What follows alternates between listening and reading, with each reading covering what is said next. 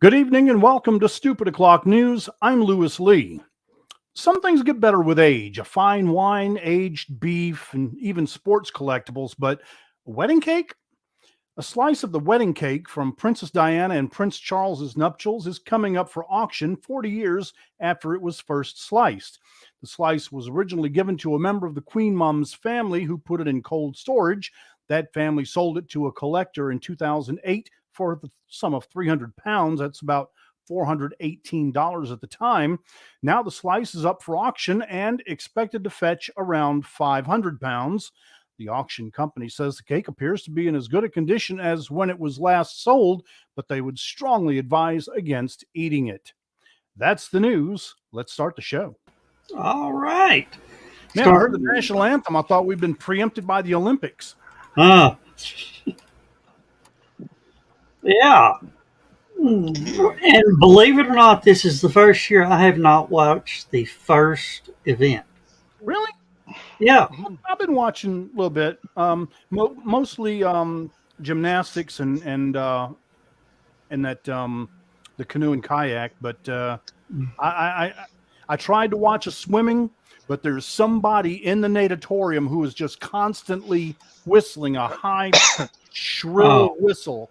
And with the echo in the natatorium, I couldn't handle it. So I haven't been able to watch the swimming. Keisha, Carl, and Donna just gave us a hello. Yeah, I tried to watch swimming. One of the swimmers is supposed to be University of Georgia girl. So evidently she's doing rather well from what I hear. I'm having no D. We can't watch. So. Well, one of the gymnasts, I think, is a couple of them are SEC people. I believe one's Auburn, or soon to be Auburn, and one's Alabama, I believe. Don't hold me to that. Josh, I'm glad you brought up the SEC. What let's talk about we need two more schools for? We've already got such a big division. I mean, such a big conference that it's two divisions. Money, money, money, money. We don't want Okies. And we don't want Texans. I'd rather get West Conference. And here you guys, Missouri. I'd rather. I was about to say I'd rather kick them and get like North Carolina, West Virginia, Virginia Tech. Yeah. I think if you're going to call it the Southeastern Conference, then it should be Southeast. Better television market. Anyway, bigger television market. Why can't if we're going to add to make it Clemson and Georgia Tech? Georgia Tech ain't coming back. The way they left. Now, they let the door hit them where the good Lord split them. Yeah, well, I actually heard a very interesting rumor today that Florida State was actually thinking about bolting the ACC, but I do not. Well, I don't believe Florida would like that. Yeah, I say. I don't believe Florida would like that too much, but Florida State ain't no threat right now. But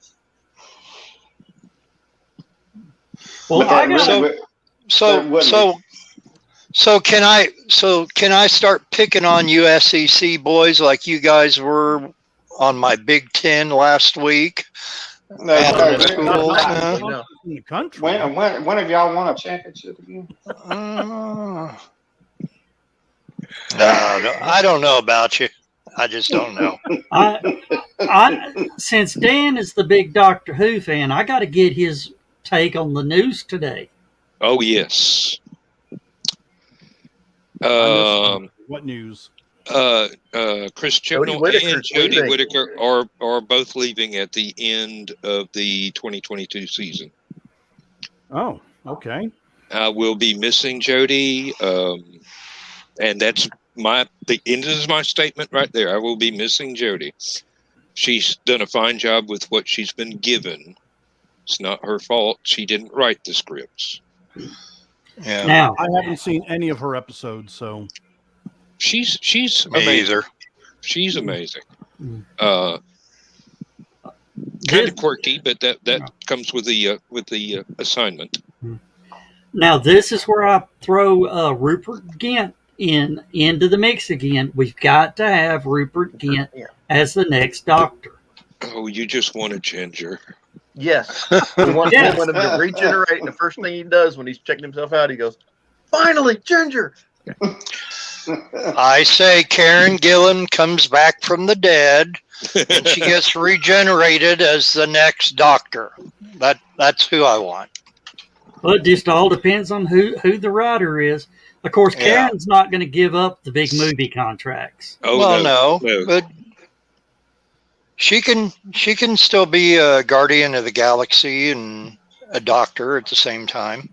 And gunpowder milkshakes and gunpowder milkshake. That was good movie. Hey, Skunk.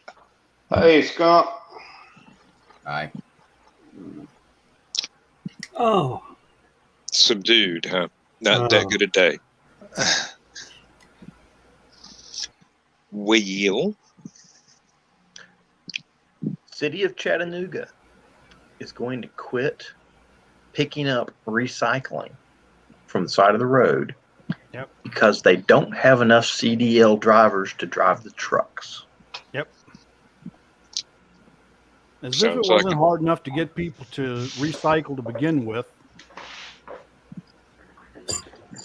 Well, here's the thing. If you wouldn't take a truck designed to make 900 stops a day, do 1,500 stops a day, and then get onto them because they're taking too long to get their job done, and hiring bus drivers. Never mind. I shall return, guys. I got to work on the AC for a little Okay, bit. Josh, we understand. Yeah, Cool. Yeah, that's that was cruel.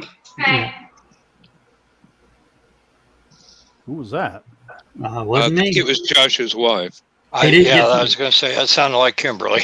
Yeah, Probably He didn't- turn the mic off. Yeah, he didn't get the mic. He just now did. Okay. Yeah, and Donna says Jodie was great, writing was crap. Yep. But yeah, John. There were some good episodes. She was not given the kind of challenges that would have made her shine, I do believe. But there were a few good episodes. What do I know? I've only been a fan since the 70s. Yeah. Same here. Oh. Tom Baker. Yep.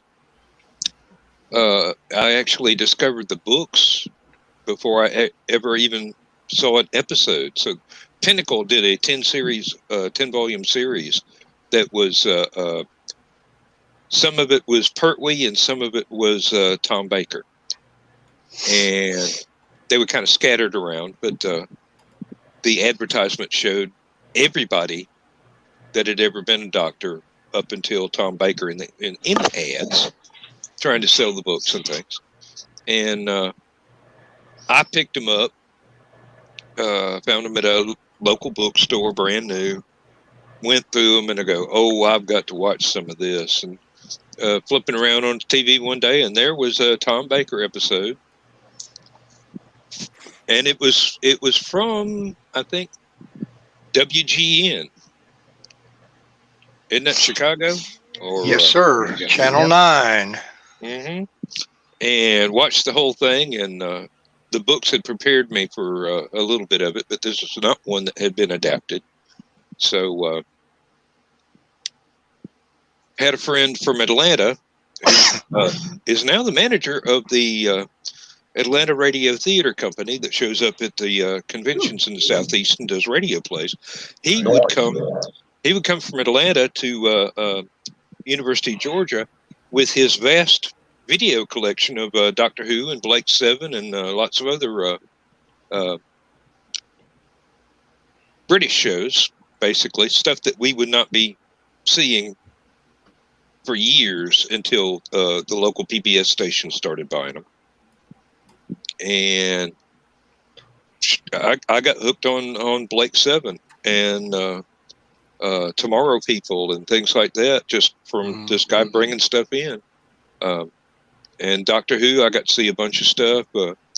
Occasionally, I'd go on a weekend and drive up and visit for an hour or two and watch some of his videos and drive back to Athens. And, you know, gas was cheap back then, so it wasn't that big of a hardship. Traffic was not as dangerous back then either. So. Yeah.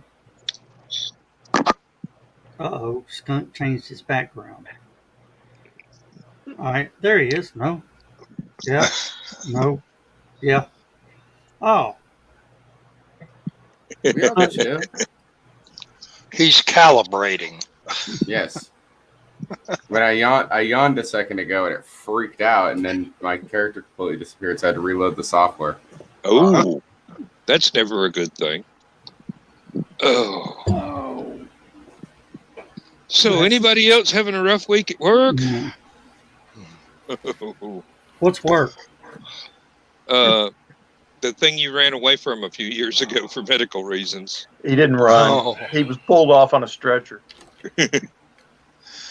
Well, we went up to Chicago Tuesday to take Laura's dad, 86-year-old father, to get his shots in both eyes for macular degeneration, and then That doesn't proceeded for a hard day's work of yard work in heat and humidity. But before we left, as we was stopping by our local favorite Chicago area restaurant there, Big Sammy's, to get some supper to take back with us, the strip mall that this place is located in, big, huge strip mall in Elk Grove Village, it was packed full of cars.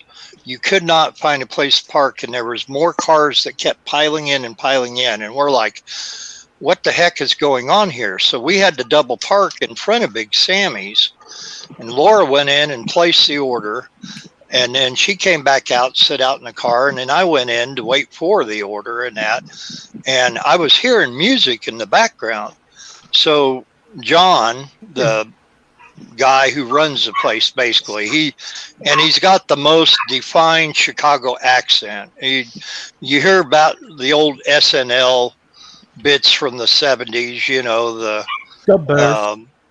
so yeah, it's typically that if you didn't know him, you think he was impersonating, you know, from the Cheeseburger skits, you know, from the Billy Goat. And they're impersonating him. Yeah. Well, one or the other. But he said, he goes, they have a free concert every Tuesday in July, and this is the last one. I said, well, I thought I heard some music, but I didn't know what it was. You know, it was kind of far. He said, well, it's a couple blocks away, but he says, yeah, Beach Boys music. And I said, oh, well, what band is playing the Beach Boys music? He goes, no, it's the Beach Boys. They're doing the free concert. And they were just at our Champaign County Fair the Friday before playing, which I know there's only 2 members left out of the original group that's touring. One is Mike Love, and I can't think of the other one. I'd know the name if I heard it. But you know, several people have died and Moved along. well, you know, and Brian Wilson, he just got a lot of problems, and he always will. But so it was 8 o'clock. It was going to be midnight before we got back home. So we really couldn't stay to sit there in the parking lot and listen, but we rolled the windows down and we drove around in the parking lot for about 10 minutes or so while we was eating our burgers and onion rings and all that and listening to the Beach Boys. So it was a great way to leave after a hard day's work. No, I hate to inform you, Bill, but you weren't listening to the Beach Boys. That's who they said was there. Oh, well, I mean, they could say that all they want, but Mike Love is an asshole, so I don't give a crap what he says. Oh yeah, Brian Wilson said that his quote unquote version of the Beach Boys is not the Beach Boys because Mike Love does not stand for anything that the Beach Boys ever originally stood for. Mike Love's a grifter, is what he is. He's a he's just a douche. Wilson's not happy at all with what the current version of the band is. And, basically Mike Love ruined the Beach Boys. They need to come up with a new name for that. How about the Guttermen? When they first broke up, I think Mike Love was calling his group the Beach Bums or something like that. Well, how about the drainage ditch? Well, I was about to say a word that I would get in even more trouble for. This ain't the green room. Yeah. Screw Mike Love. All right, let's try to be a little positive. Bruce Johnston is the other. You cannot be positive about anything involving Mike Love. He's a douche. Yeah. Brian and Al Jardine are not part of it, but it was Bruce Johnston, the keyboardist, and that. Now I saw them in 1981 at the Assembly Hall in Champaign, and this was right after they brought Brian Wilson back the first time, after he was going through all the mental problems and the depression and everything. That guy, he sang okay. He played, he looked like a zombie. They propped him up behind a keyboard and a piano, and he got through it. And then there was a couple songs that he disappeared and that, but all the original members were still there, including Dennis Wilson, who was actually the only Beach Boy who was ever a surfer. And ironically, Dennis Wilson would be the one to die of drowning while surfing. But yeah, he was even still with them then, and they sounded great then. But that was a long time ago. Yeah. I got a name. I got a name for the Mike Love exploitation of the Beach Boys sound. We could call them the sewage treatment teenagers. There you go. I was going to suggest surfers, but sewage treatment surfers. Sewage treatment surfers. There you go. Well, STS. It's just one letter off from what they actually are, a disease. Well, Skunk, your name put me in mind of Teenage Mutant Ninja Turtles for some reason. Yeah. Well, I'm going to really make y'all mad. No, you're not. The Beach Boys is just a ripoff of Jan and Dean. Nope. They did a better album. Beach Boys did a better album than Jan and Dean. They took their sound. It took the Beatles to unseat. Well, if we're going to talk about things that make us mad, Oh, I have a question of morals. Can we have a discussion about morals for a minute? Okay. With this crowd, you're pushing. What the mushroom? Oh, I think. Oh, that's morels. Never mind. I think. Well, morale around here is pretty negative. So how can I put this politely? How put this politely? The waste of organic material in the other room said that he was going to pay his portion of the bills this month. I'll believe it when you tell me. Well, yeah, exactly. Hey, wait a minute. Let me clarify something real quick. This month being July or August? July. He's kind of on a short deadline there. Yeah, well, he finally has after 3 months, has made a payment. Thank you very much for joining us on this edition. Now, that payment wasn't enough to cover his part of the bills, which puts me in a bind. Because if the bills are going to get paid fully, if we're not going to be late on our rent, I'm going to have to find money somehow. So I'm probably going to have to call in a favor from a friend and get a loan. Now, here's my question of morals. Since I have to do this, since somebody is not holding up his end of the bargain, can I take that loan and apply half of that to the money that he owes me?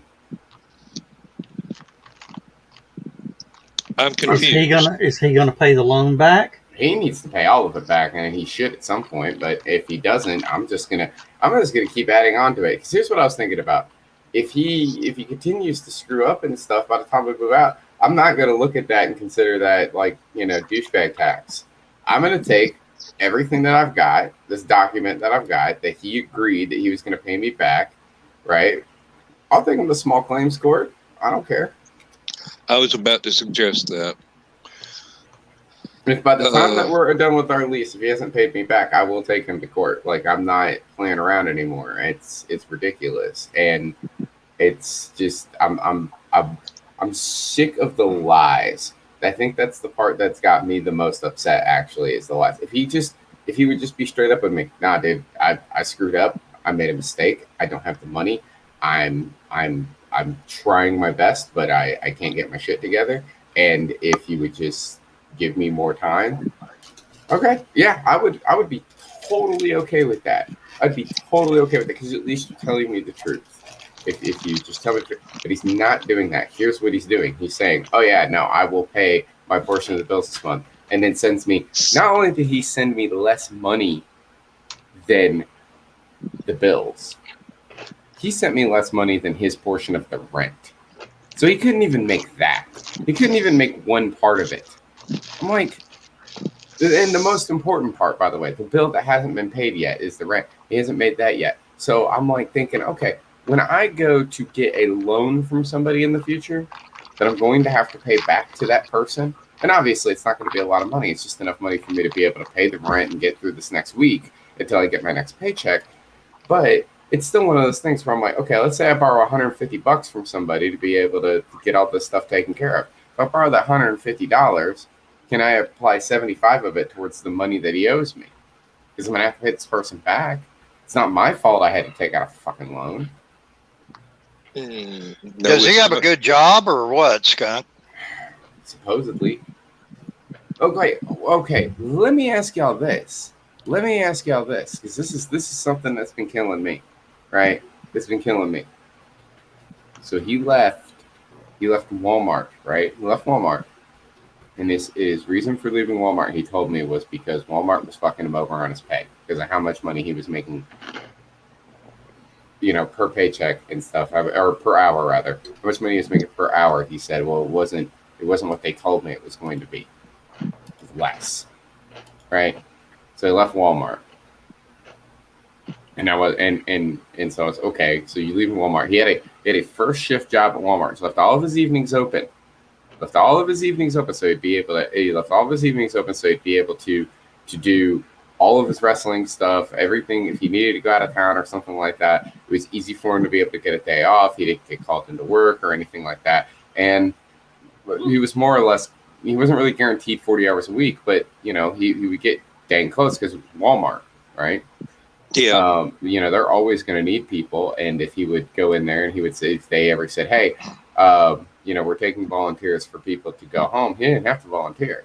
He could have been like, nah, I want to stay and make some money and stay on for this whole shift and pick up other people's shift. Because Walmart, there's a ton of people at Walmart. And if somebody is like, hey, I got to take the day off, it'd be like, oh, cool, I have that day off and I'm not doing anything. I'll take your shift. Right? So, because he was making $9 an hour. He was supposed to be making more, right? So he left that job. The job that he has now, he's making $9 an hour, but he's working at a gas station. So it's third shift. He can't take anybody else's shifts because he's the only third shift person besides somebody else. And it's on Amnicola Highway, which is even further away. So he has to spend money to get to work. He can't even. He can't. It's not like he can walk to Amnicola Highway. He can, but it would take him like 3-4 hours, as compared to like it would take him 30 minutes to walk to a Walmart. So I'm sitting here looking at it, going like, you just keep fucking up. Like you keep making it worse on yourself. Are you doing this on purpose? Are you trying to just get me to pay your bills for you? Is that what you're trying to do? Because if that's the case, yeah, you can go sleep under a bridge. If you can't tell, I'm really innovative. This stress from all of this is causing me to. I haven't really been stressing out at work lately, but trying to go to work with real positive attitude. Sometimes I have negative days, but it's more depressed than it is angry. I was angry the past couple of days. I've just been pissed because I'm like, where the hell am I going to get this money from? What am I going to do? Am I going to call my mom and ask for a loan? You know how embarrassing that is to have to call your mom and ask for money? Yep. It's ridiculous. And he's the one that doesn't have his portion of the rent. Why isn't he calling his dad and asking for a fucking loan? And can't Do you need a roommate to make ends meet? Or can you do it by yourself? Technically, I could do it by myself. But it would be easier to have a roommate. Exactly. Because it's very expensive here. Okay, because kick him to the curb and find somebody else. There's always other people. I hate to say that, but I know he's been a thorn in your side for quite a few months. Yeah, that's the thing is like I went into this with the best of intentions, but this is just it's getting to be too much now. And I know I keep giving him like break after break after break because I've been there. I've been in these situations. I've been there. But it's one thing to say, you know, he could have just been straight up with me. Like, dude, I'm not going to have the money. Like, I'm going to do the best I can. I can give you what I can. But it's you know, I mean, obviously, like, we're going to have to, it's going to be a couple of checks from him. But no, the last time we talked, he said he was going to give me his portion of the bills. Just his portion of the bills. That's all I wanted. I didn't want anything extra right away because I know this is going to be his first real check from this job. I said, okay, cool. That's all I want. It's just your portion of the bills. Just make sure the bills get paid. And then he was like, well, you know, I don't, because we got this big event coming up. We're going to have a lot of these wrestlers are going to be coming into town for this big event. He wanted to have some money for that weekend so he could buy merch and stuff like that. He was very honest with me about that, and I was very okay with this. I said, okay, and you don't have to pay me, you know, back on this other thing right away because we know we got this big event coming up, and you're going to want to pay for a hotel room because you're an alcoholic and you're going to be drinking and stuff, and I ain't running you back and forth to home, all this other stuff. And so I was just like, all right, yeah, sure, you can do that too.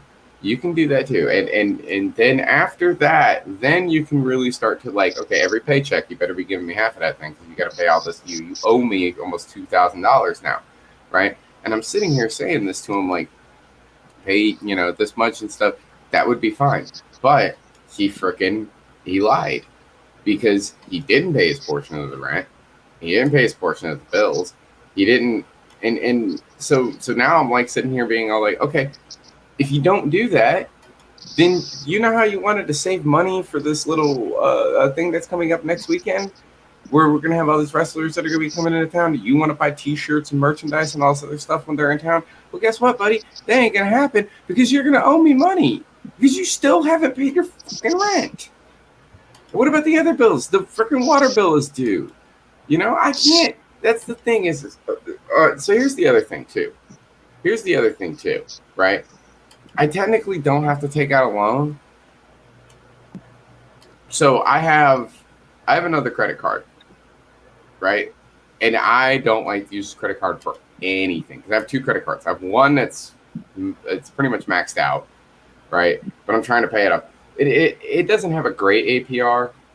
The APR and it's like 29%, which sucks, right? Mm-hmm. But if he would just pay back his freaking, if you pay back the freaking money he owes me, I could put that towards the credit card and get that credit card knocked back down again. The only reason the credit card's maxed out again is because he didn't pay fucking rent for 2 months, right? Okay, that's one thing. I understand that. That sucks, and that's not something that I'm very happy about, right? Okay.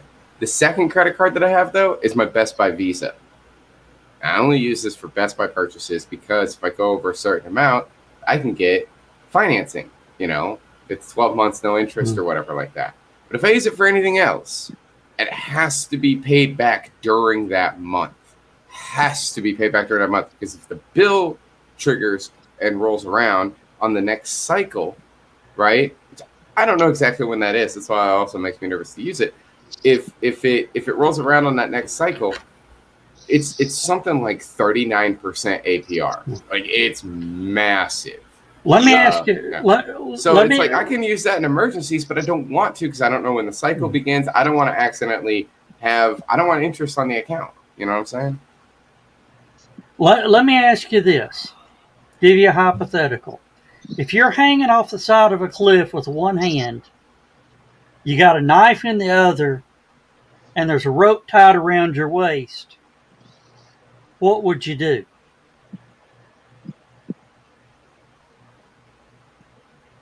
That's an interesting philosophical question. Yeah, I'm not sure I understand all of it, but yeah, I don't. I do. I understand it. You're not giving me enough information, obviously, because you're making it as vague as possible. Because you're trying to get me to think of a specific point, but I'm not seeing it because I'm thinking I'm like, well, okay. That rope tied around your waist is a heavy weight. If you cut that rope, you live. Yeah, dead weight. I started to say, I need to know what's on the other end of that damn rope. I knew what he was talking about. The rope. Is the rope the thing that's keeping me from falling? No, you're holding on with one hand. The rope is what's dragging you down. Yeah. Think of Skunk. Yeah. Think of the final scene between Batman and the Joker in the 1989 movie when he shot the gun with the grapple wire around the Joker's waist, and then he put the other end around the gargoyle. And the Joker's trying to hang on to the ladder going up to the helicopter away, but that grapple wire that's got the gargoyle, the heavy gargoyle on the bottom, is pulling them down. Well, that's what Joe is basically saying, what's going on with you. Well, I was thinking of a different 80s movie, actually. Was it a Star Trek movie? Cliffhanger? No, that's not an 80s movie. Cliffhanger's from the 90s. No, I was thinking of Die Hard. Oh. With Holly at the end of the movie, the only thing that's keeping her from falling is she's being dragged down by, she's being, Hans has got a hold of her Rolex. So he has to, John McClane has to knock the Rolex off of her. And when she does, now he can save her and he dies, so, it's. Skunk, it's time to cut the rope. I'm telling you, man. Well, that's the thing is like. I know it's time to cut the rope. I hate to say it. It's time to cut the rope. Well, with this I know you like the guy, but he's already proven that he kind of not go. Anymore. But I get what you're saying. He's already proven that he's not going to pull his weight. And in a roommate situation, you've got to be able to be trustworthy partners to each other. Both of you got to come through. Otherwise, both of you go down. So here's my big thing with this, right? And it's two parts, right? It's two parts. One, I don't have anybody to replace him right this second. I really don't. Like, I've got no one. I don't know anybody who's looking for a place. And even if I did, I kind of don't want to run into the same situation twice. So the people that are currently looking for a place right now and are desperate, it's like, well, where are you at? Like why are you so desperately needing a place? So, and I don't have time to vet people, you know. So sometimes you got to, whether you got time or not. Yeah, you need to be working on that part of it right now, Skunk, while he's still there. And if he comes around and he starts paying you everything that he owes you, fine. I mean, you obviously like the guy, even though you said you're kind of liking him less, and it would be hard for me to kick somebody out too. But as long as you continue to carry him and he continues to take advantage of you the way he is, then you carrying him is enabling him to continue to be how he, unresponsible.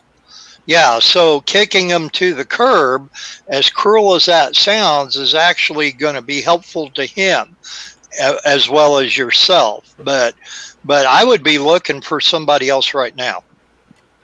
Yeah, it might just be you telling him to pack his stuff and go. Might just be the kick in the pants he needs to decide that he wants to be responsible from now on with somebody else, not you. This is not a second chance sort of thing. It's like he's already proven he's not going to be responsible with his money, and you've got to be able to keep your own place. Yeah. So it sounds cruel, but it really isn't. Yeah. And so here's my thing, right? Here's my thing. This is where I'm currently at with it right now. This is that second thing I wanted to bring up, right? So we've got August, right?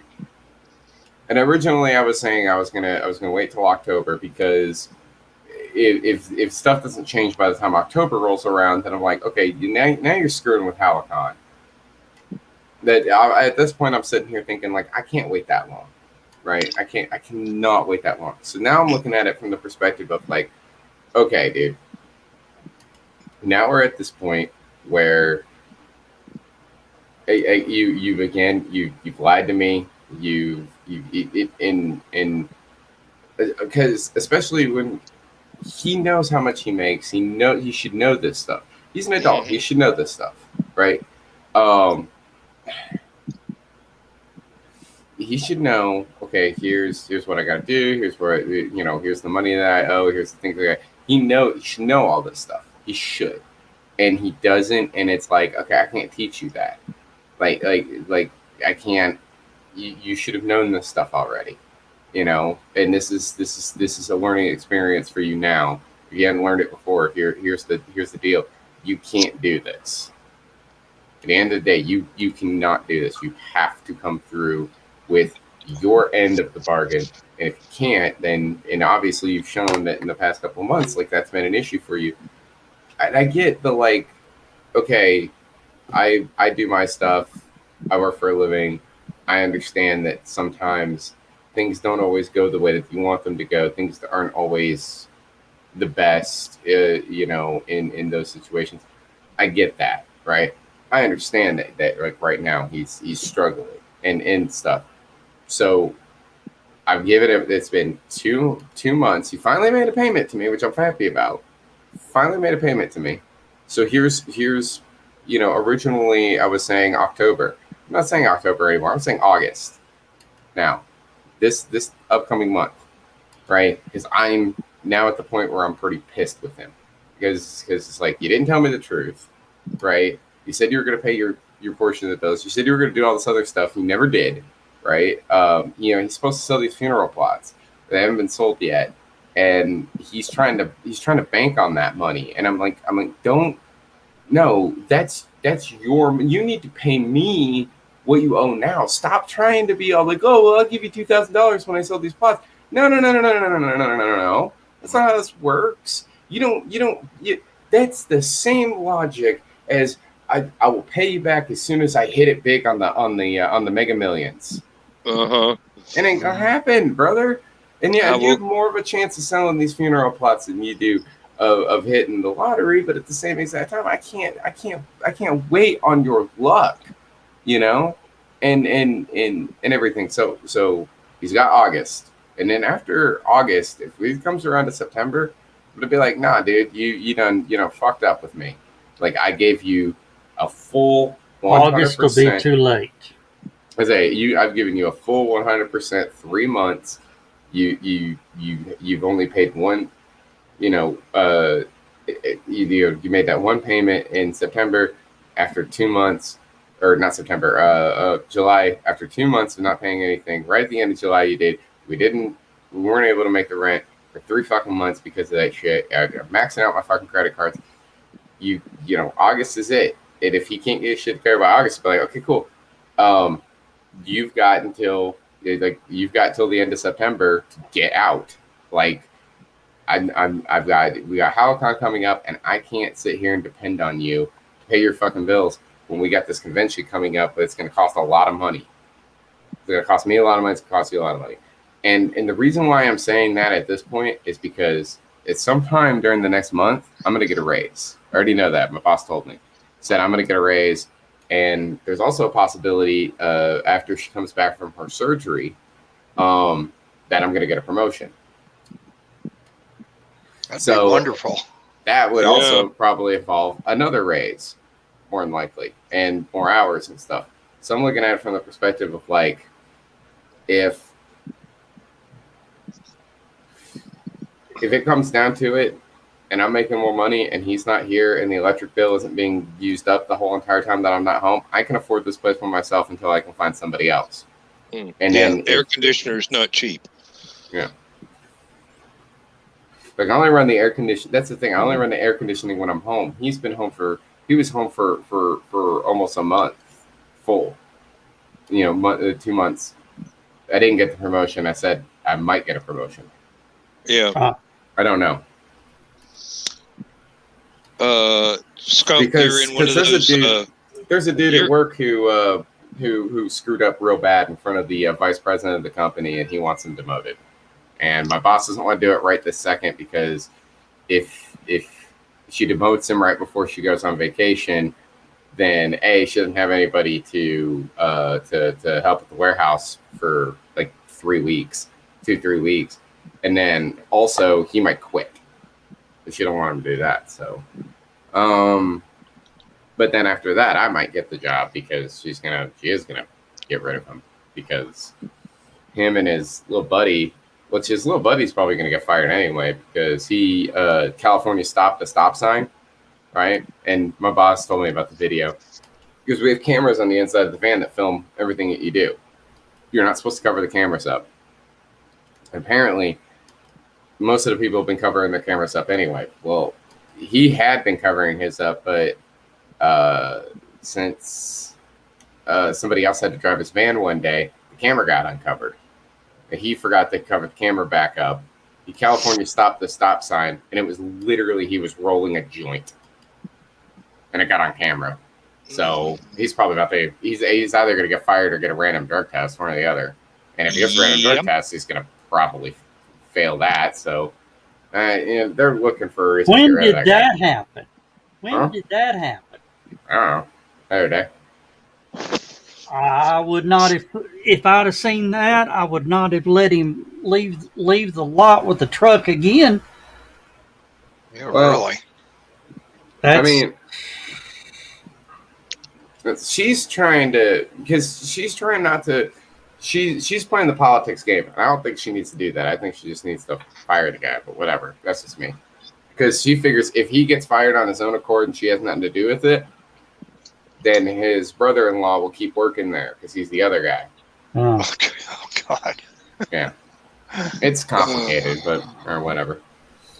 I just try to keep doing my job, which is really hard when they keep sending me down to Atlanta to do this other guy's job. And I don't know what in the world is up with this one location I keep going to. But since I've been going down to Atlanta and doing this, which I'm going to be doing tomorrow too, they have a place that's ordered, since I've been there, 2 beds, like medical beds, like the big metal folding kind of medical beds, right?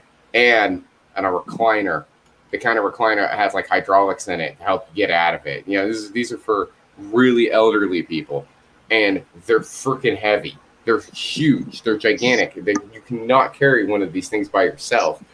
And the beds don't even fit through the door laying down, so you have to bring them in up, standing up, and they don't want to. These beds do not want to stay standing up because they're so freaking heavy. They're top heavy. They want to fall over. And I'm like fighting, trying to get this thing in the door, and I'm like, why is nobody, like, you see me with this thing, right? If you know how heavy this thing is. You're not helping me? I shouldn't have to, really, honestly, at that point, with these things, I shouldn't have to ask for help. I'm trying my best here, but, and I know that they're busy and everything else too, but if you see me with this thing, then you should run over to the door and be like, yo, hey, we're going to help you out with that sort of thing, I don't know. I told him today, I was like, hey, I'm sorry I was having so much trouble getting this thing through the door. I'll ask next time, right? And I was sitting there thinking, like, I shouldn't have had to ask. You saw me struggling with the thing. Why didn't you just come over and help? When I was working at Best Buy, right? We would have customers who would come in who we would help them if they didn't even have to ask. If somebody pulled up and they had an item that was in their vehicle, and I see them pull up, because it was just, especially if I was working at the front desk when I was working asset protection, I saw them pull up and they had an item in their vehicle that was huge, like a washer or something like that, and I saw it, I would immediately be ready. Hey, we got it. Somebody just pulled up with a washer. We need to get people out here like right now, because they're obviously not going to unload this thing by themselves, right? Because they're obviously returning it for a reason. I don't understand how come when I get to this place, they're just like, no, we're just going to, that guy's got 3 pieces to a gigantic metal bed and a mattress. Oh, he can go for himself. Like, forget that guy. I don't get that. It's just, I don't know. I don't understand how the guy who does that route normally handles it, because that was pissing me off. Apparently, he just leaves it in the parking lot and drives off. I wouldn't be surprised with that guy, but man, whatever. But it is. In all honesty, it's like, here's the part that really got me about it, is that on the side of the box it says mechanical lift only, as in you're supposed to be using a forklift to move these things around, and they want me to carry it in up by myself. Are you serious? And the thing is I already know. If you got so much as a hand truck, I just sit there and tell them, bring your forklift. Otherwise, I'm taking it back. Well, and that was the other thing about it, too, is like they know what they order. They know what they got coming in. They know what's going to be on the manifest that day. So as soon as I pulled up and started unloading the thing, one of them should have been like, oh, hey, he's got that bed. We should probably get out there and help him, rather than just letting him suffer. I don't know. I just, it put honestly, I wouldn't have been so mad about it if I wasn't stressed out about this other shit. That's the other thing too. It's like, if I wasn't stressed out about, like, hey, this dude's not paying his bills and the freaking rent's gonna be late if I don't do something, and just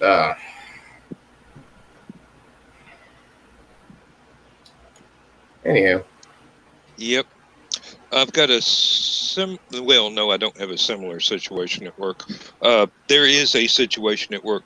Some of the maintenance guys are trying to convince me I need to bid on a new job that's coming up. And the guy's doing that job now. What they did was he volunteered to do 3 people's work,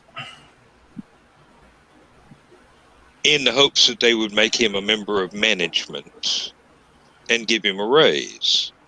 What happened was they're going to keep him as an hourly employee, and because they raised the pay grade of the job, because we're unionized. It has to be bid to everybody in the plant, and anybody with more seniority than him can take that job away from him. I used to have that job when it was just, 1/3 of what he's undertaken to do. And it's now 2 pay grades above what I make right now. It's still daytime only. I do have time on him. I could bid on it and take it away from him. Would But that I'm add? Would that add to your pension? No, Oh, okay. That's what I was going to ask. no, it would not add to my pension, just my weekly take home. That's all. No, then don't take it. And I am perfectly happy being a lab tech and doing the age tests that I do. I don't want a different job. I have made this job that I've got so easy that I fear for whoever follows me if they don't have the computer skills that I do. It's going to turn out to be real hard for them because they're not going to understand the way that I do things. But this guy, like I said, he had his job. He was supposed to be working with somebody else who said, "No, I'm going to retire. I'm not going to work with him. No, I'm gone. I'm gone. Give me my check," and left. And the first guy says, "Oh, I'll do it." And because of the changes that are going on to the product, he picked up what I would normally do along the same line of it's just data entry. It's just a few maybe 2 hours a day of typing stuff in from receipts that I used to do. But now that I've got this other stuff coming on, my boss said, no, we can't spare Dan. This is more important. Corporate wants these numbers from his tests, so he can't do this other thing anymore. So me, the guy that retired, and the original job, it's all in there. And the guy has this natural born tendency to make everything he does harder than it needs to be. Plus, he's always scampering around in the office doing things for people that's got nothing to do with the job. Just, his major aim was trying to get into management just before he retires. And it ain't going to work that way. Yeah. He should have been smarter than that. But no, I'm not going to bid on it because I'm happy where I'm at. I know exactly what I have to do. I've got my own little stuff scheduled out. When they spring a surprise experiment on me that I have to do testing on, that's one thing. But other than that, everything is on a calendar. I do this day, I do that the next day, I do that the next day. All I got to do is keep that for 30 months and I'm gone. Now, the reason I asked, would it affect your pension, is because a lot of jobs base your pension on the last 2 years of your salary.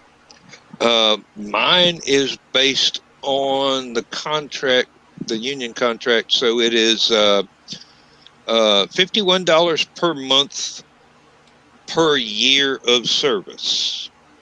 And when I walk out of the door, I will have 45 years of seniority. So $51 a month times 45 years. That's a nice little lump sum there. Comes out to a little over $2,300 a month. Well, I was going to say if I took it as a lump sum, it would be something like $400,000.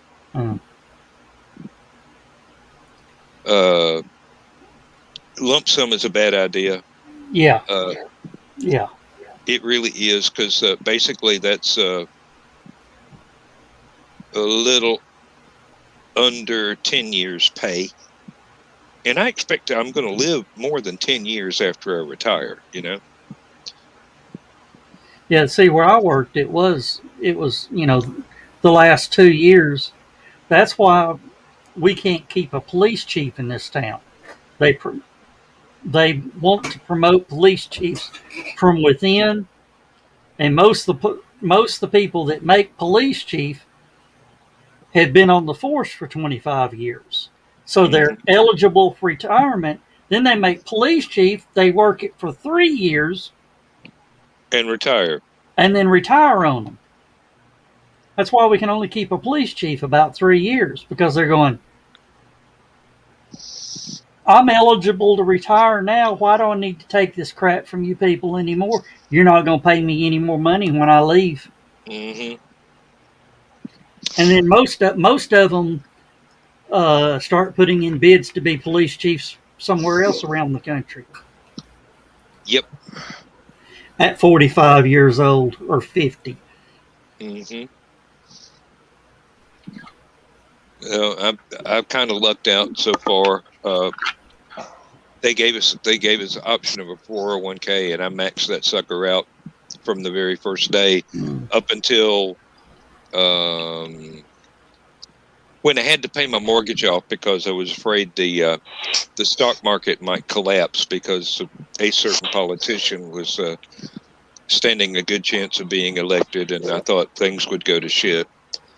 So I went ahead and borrowed the money that I needed to pay off my mortgage and own my house, so I would not wind up being homeless.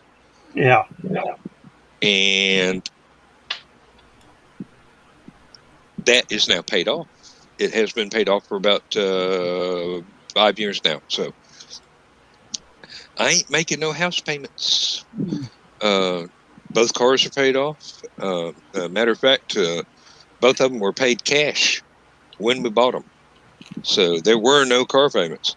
All we had to do is pay the insurance, pay the homeowner's insurance on the house and property, and pay the property tax, the county property tax, and utilities, and that's it.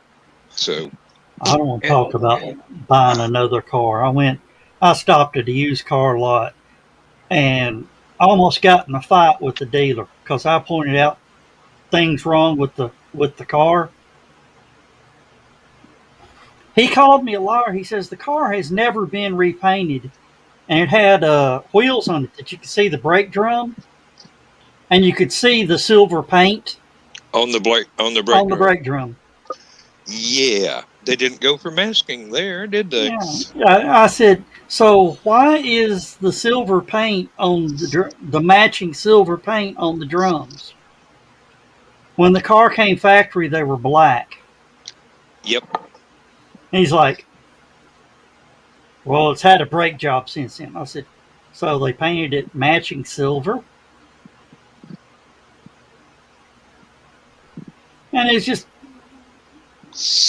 they wanted $6,500 for a 2010 model car.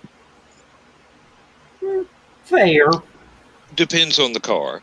Yeah, well, it's like my HHR. It's another HHR. Mm. It's depends on the condition. It's a good 10-footer. You know what I mean by a good 10-footer? Yeah. 10 foot away, it looks pretty damn good. You get up on top of it, you start seeing this and that. The interior looked good, but I said, let me hear it run. He goes, no, you're already picking the thing apart. No. He didn't even want to crank it for me. Probably had to jump it off. Yeah. Well, I told him, and on the back bumper, it had been hit on the back bumper, and they popped the back bumper out and just used silver paint, spray bombed. I said, that right there is $1,000 less I'm going to pay because it's going to cost me at least that much to get the bumper match coated. Then I said, let me hear it run. He goes, no, you're picking my car apart. No, just get off my lot. I want to deal with you. I wouldn't sell anything to you now if you had cash in hand. I said, how do you know I don't? He cocked his head and went, go. I said I'd say I'll be back with a TV news reporter, and we'll see if you let me test drive your vehicle then. No, I wouldn't go that far because he already knew I knew more about the car than he did. Sometimes that's not difficult. Yeah. Joe, you ought to just call Carvana. You pick out your car online and what pay and what's in it and the color and everything and the tranny and they'll deliver it to you to test drive it. And if you don't want it, they'll take it back. I saw going through Champaign today, I saw a Carvana flatbed truck hauling a brand new Kia SUV going down south somewhere headed to somebody. Yeah. I did that when I bought my Kia, only it was CarMax. CarMax, yeah. Yep, I punched in the numbers of what I wanted and what I was willing to pay for, and they gave me a list of cars all in the 48 states, and they would truck it to Atlanta if I decided I wanted it. And if I got there and I was not happy with it, all I would owe was $100 for it being carried from anywhere in the U.S. to Atlanta. There was one in Las Vegas. There was one in Florida. I got the one from Florida. Had a few less miles on it. And I figured no salt damage from stuff being sprayed on the roads during the wintertime. And so far, I've had it almost, well, it's 2006, so you can tell how long I've had it. I've had to replace the alternator, and I've had to get brakes on it and replace the tires about 3 times. That's all the trouble it's been. And it was a pretty fair price, and insurance from the insurance settlement from the kid that rear-ended us, that put us out of a car, that made it necessary for me to buy this one. Between what my insurance company gave me for, they totaled the car because it was totaled. It's kind of hard to drive with a trunk in the back seat.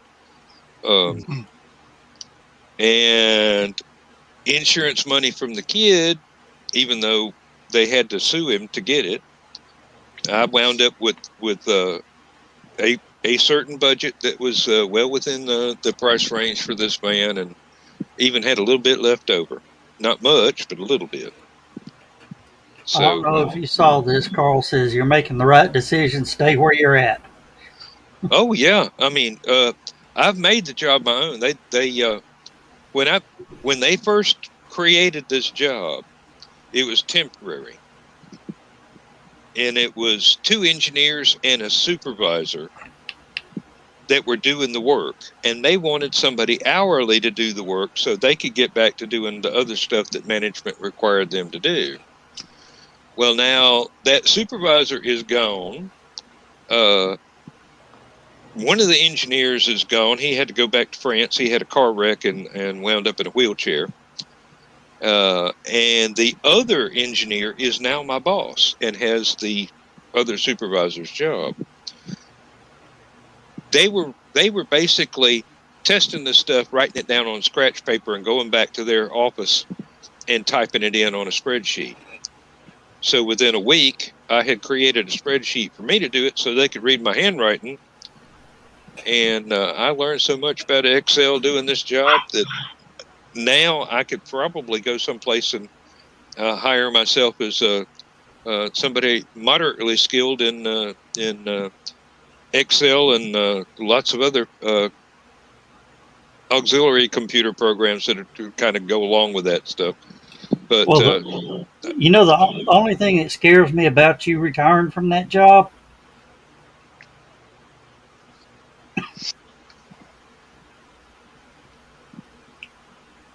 You're not going to ask? I'm waiting.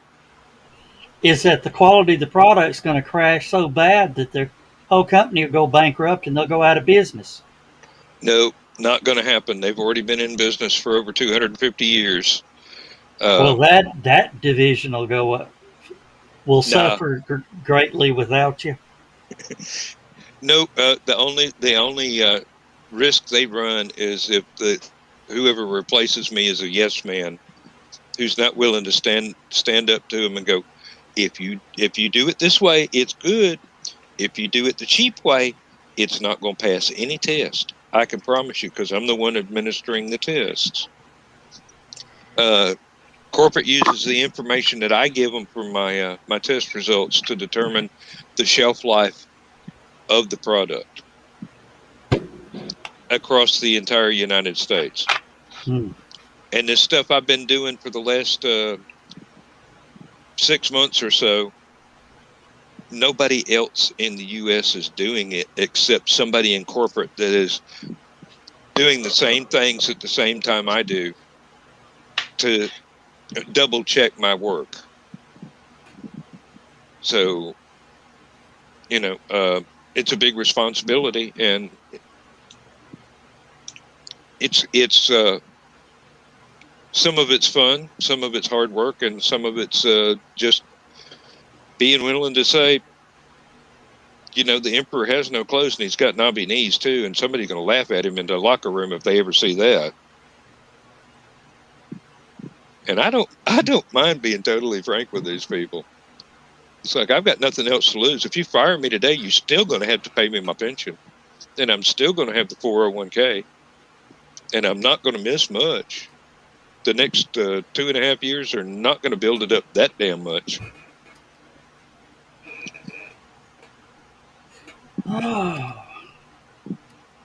I still think they couldn't do it without you.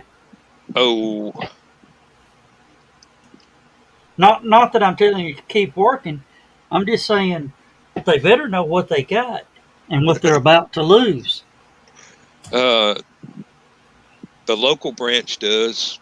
Corporate kind of suspects. I get a lot of slack. I get a lot of leeway that other people would not get.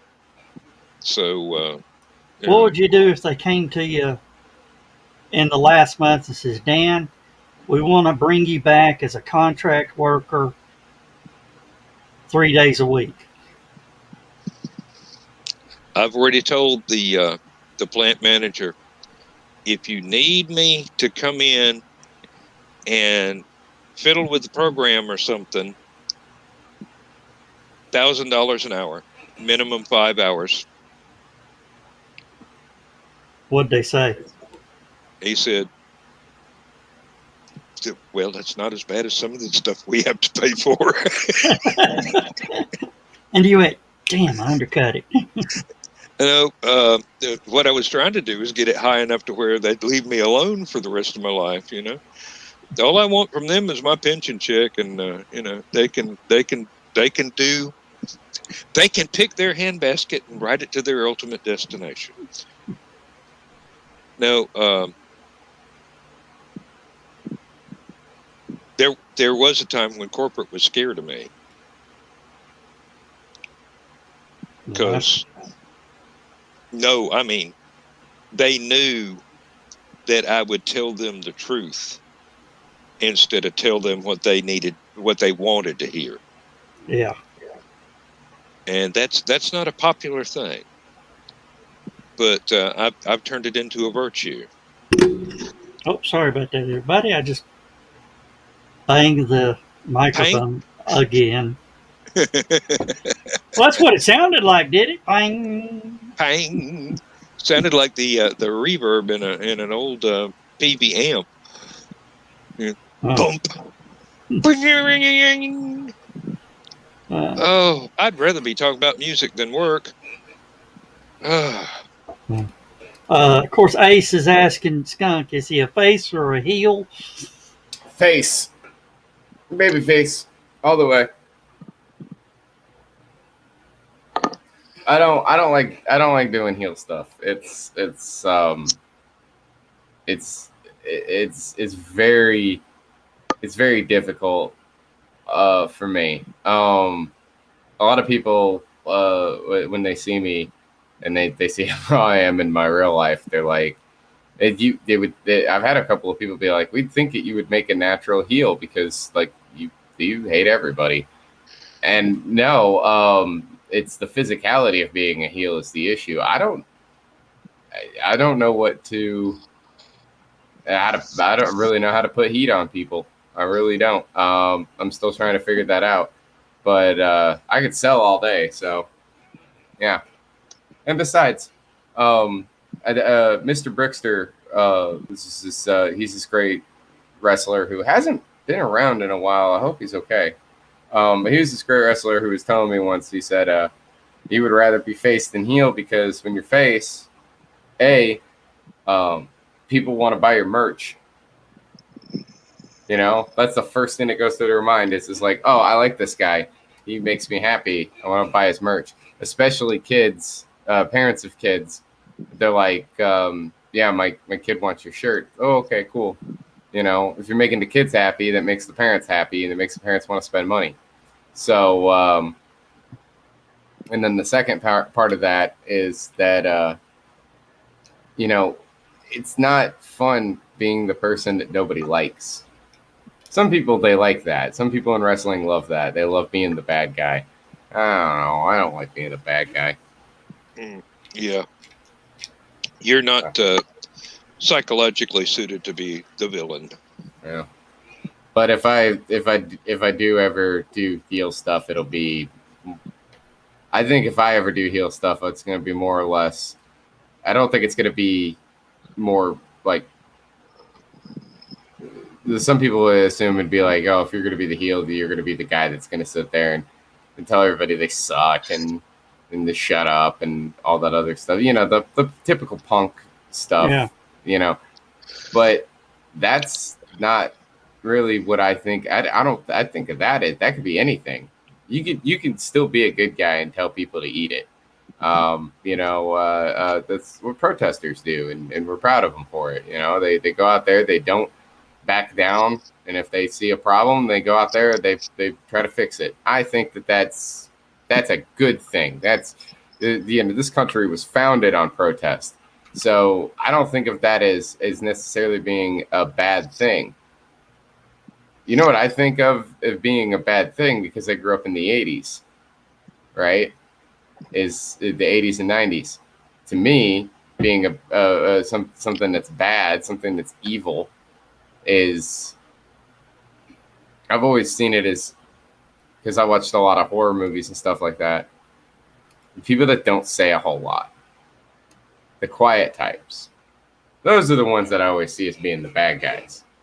You know, you look at whether you're looking at a slasher movie like Friday the 13th or Halloween, you know, or Texas Chainsaw Massacre or something like that, or even if you're looking at like a drama, you know, like a crime movie or something like that, who is always the badasses in the gangster movies?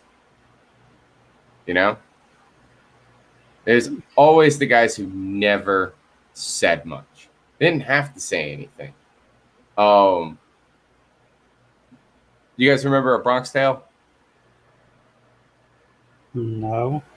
You never seen that? Joe, you gotta see that flick. It's a really good movie. It's about a kid growing up in the Bronx and starts to get in with the bad crowd, with the mobsters and stuff like that. You know, and this is in the 1960s, like civil rights and stuff like that. It's a really good movie. You should see it, right? So the main character, he's very quiet and soft spoken, and he mostly asks questions. He doesn't say a whole lot. And then you got everybody around him won't shut up, right? So, but there's one other character in the movie who, for the most part, sits back, doesn't do anything. And if he has to say something, when he does say something, it's reverent. And it's the local leader of the mob in that area, Sonny.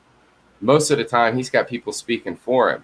But when he does speak, the few times, you know, because he speaks throughout the movie, but whenever he has to say something, it's poignant. It's short. He gets his point across and then he's done. Whereas like there's one kind of crappy scumbag kid in the movie. This guy, his mouth is constantly moving. He never shuts up, you know. So that guy he's not evil. He's not considered a powerful force. He's just a loser, you know. And nobody wants to be that guy. But if you were going to aspire to be somebody, it'd be somebody like Sonny, who is the powerful mobster. Again, doesn't say much in the movie. He's being quiet most of the time, watching things, keeping an eye out. When he does say something, he's, like I said, it's very short, very to the point, makes his point across. And you got to remember that this is the dude who put another guy in a coma for 10 years, beating him half to death with a baseball bat because of a parking space. Yeah. That's that kind of movie.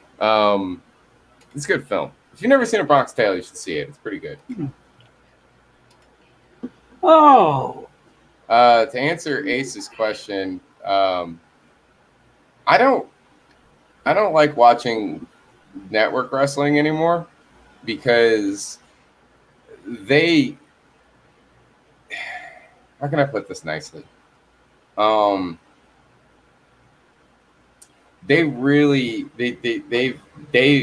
so formulaic. Like even AEW and Impact are the same way. They're so formulaic. You can tell what's going to happen every single time that you watch, because you start watching it for so long that you start to pick up on their intricacies. Like if they're doing, like, if AEW is having an interview segment, it's going to get interrupted. If there's a bunch of guys in a match, there's going to be a dive at some point. If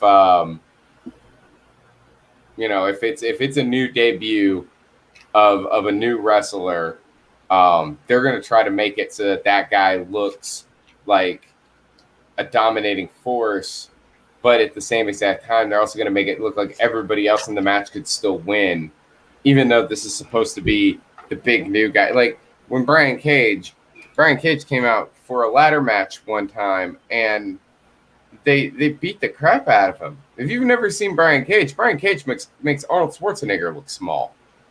I mean, this dude is tall, he's huge, he's jacked, and it just make it look like they made him look like kind of a chump.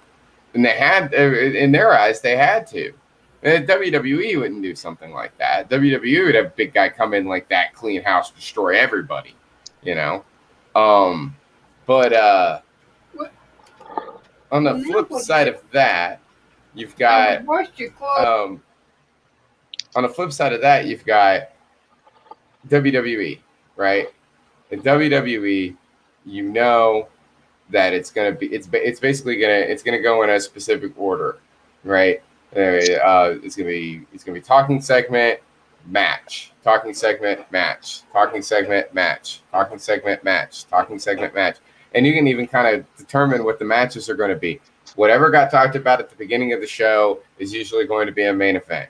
The next match you're going to get is going to be some kind of exhibition. The next match you're going to get after that is going to be something that's going to further a storyline. The next match you're going to get after that is going to be a comedy match. The next match you're going to get after that is going to be a women's division match. The next match you're going to get after that is going to be their B storyline. And then you're going to get to the main event. That's going to be their A storyline.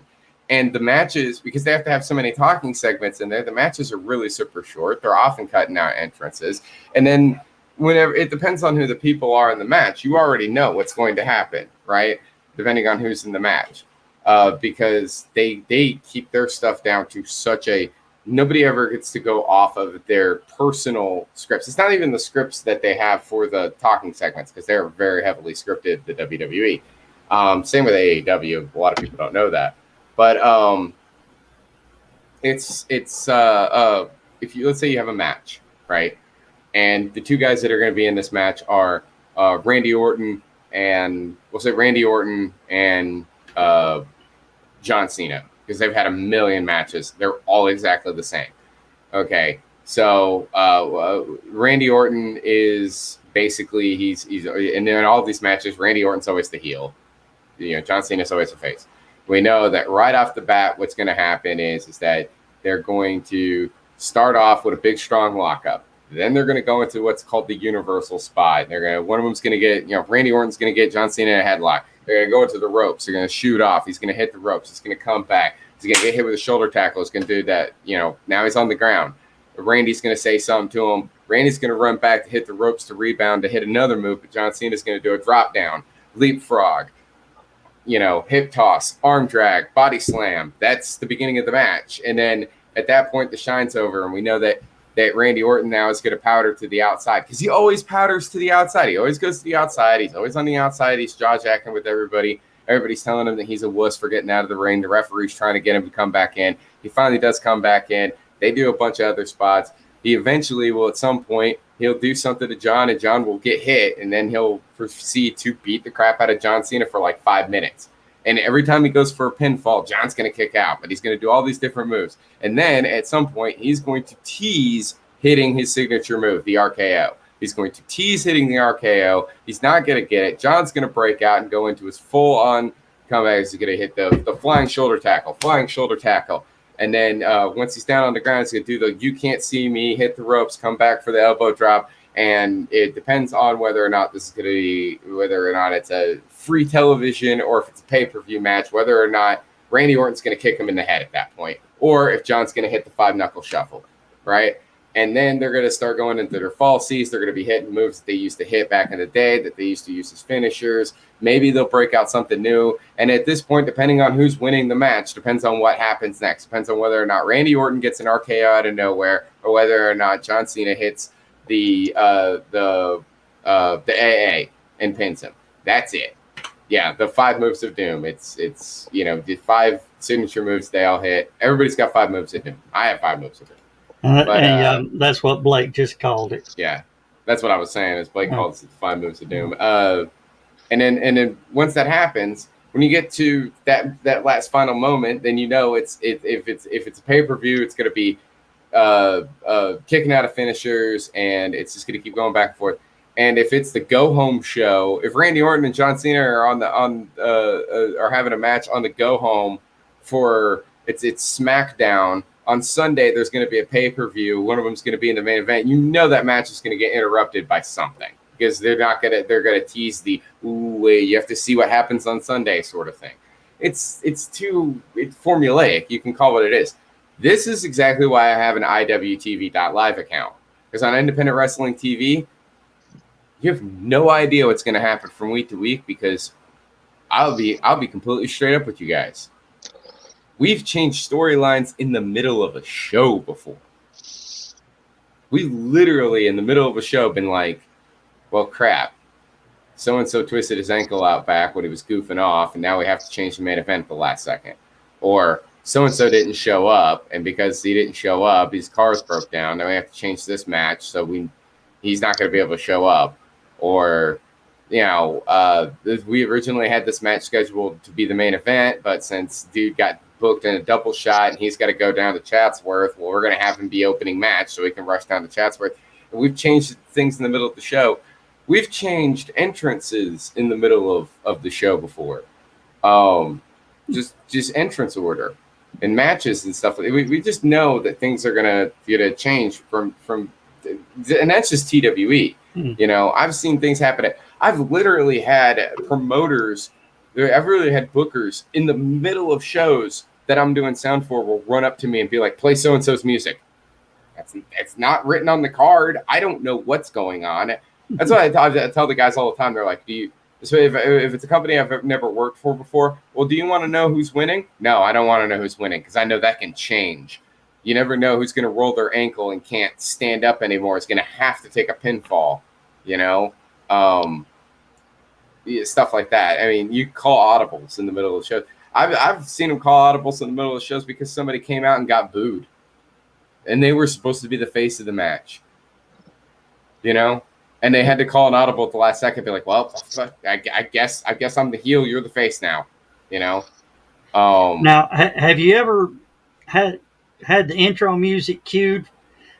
One wrestler out in the ring, and promoter goes, play this because somebody else is coming out? Yes. Yep.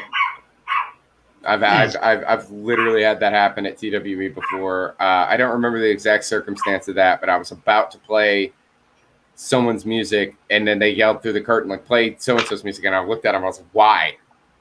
And they were like, just do it. Oh, okay. So then this guy came out, and this is something that's happened on network TV too, or and on pay-per-views for the major companies. Impact had one time at a Victory Road.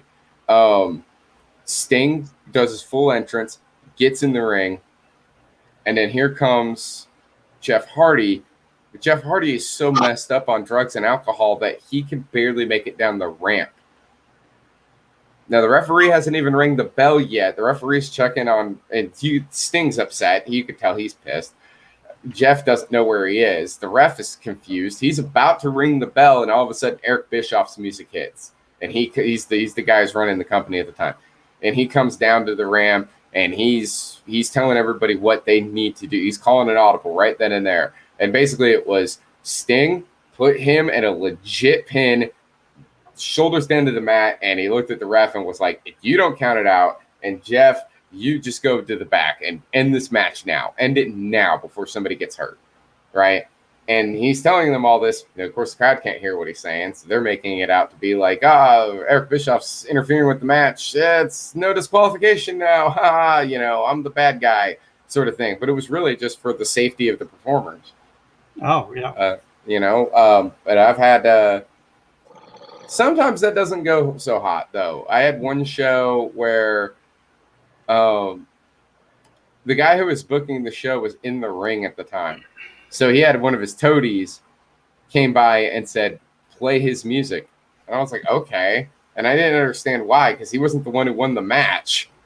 So I played the guy's music, and he looks at me and goes, what are you doing? You play the winner's music. And I'm like, he said to do that. Don't blame me for his screw up.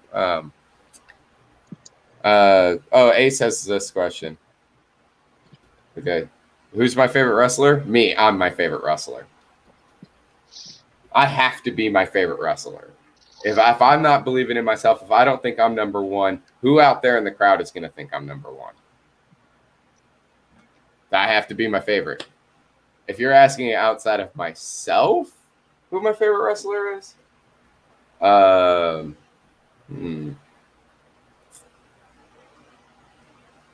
I mean, it's really tempting to pick one of my friends.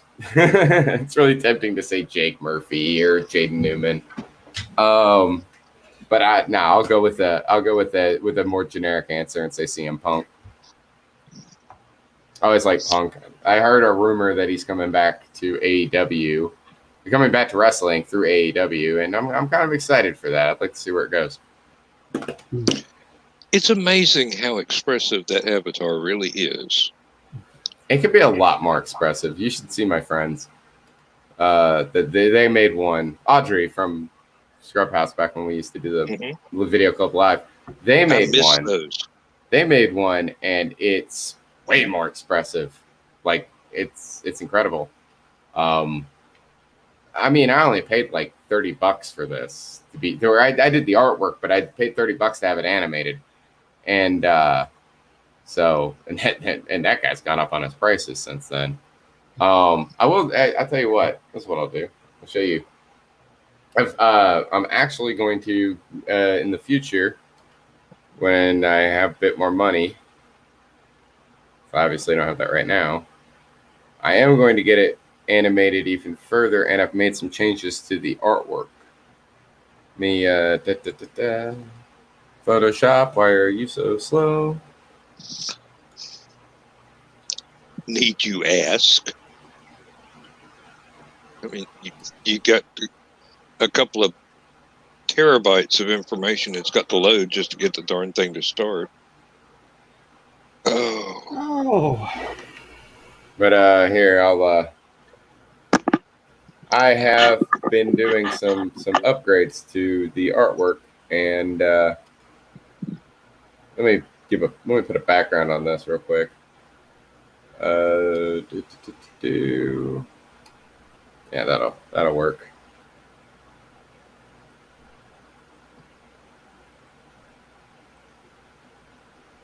And there.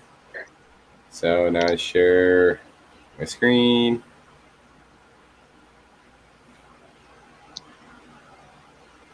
So that He got legs. Yes, I added legs and a tail, and did some other adjustments as well. And this version will this will be the next version of it when I get it, and I'll get it fully animated. And this version, when next time that I get it animated, I'm going to get a God, the Kenny Omega comparison again. I'm going to get a arm tracking as well, because there's this thing I can get that'll allow me to have my arms move as well as my head and my face. So it costs like $90, but apparently it's pretty easy to set up, and I think you can use it with just about any piece of software as long as you program it right and all this other stuff. So, but I'm gonna have to look more into that. Yeah, I get the Kenny Omega thing a lot. You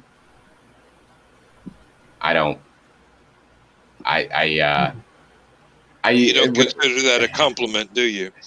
No, I wish I had his talent and his money, but I'd rather people not, because I think that they, especially if they're wrestling fans, that's going to give them a really weird preconceived notion of me, and I don't like that. You know what I'm saying?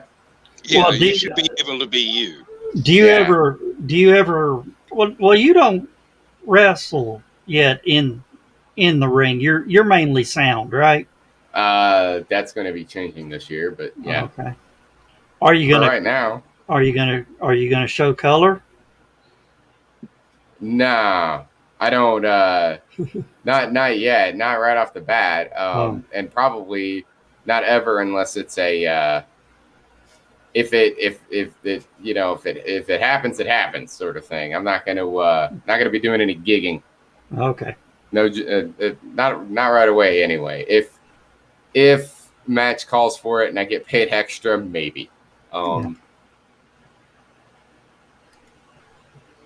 Yeah, you ain't gonna mess this up, right?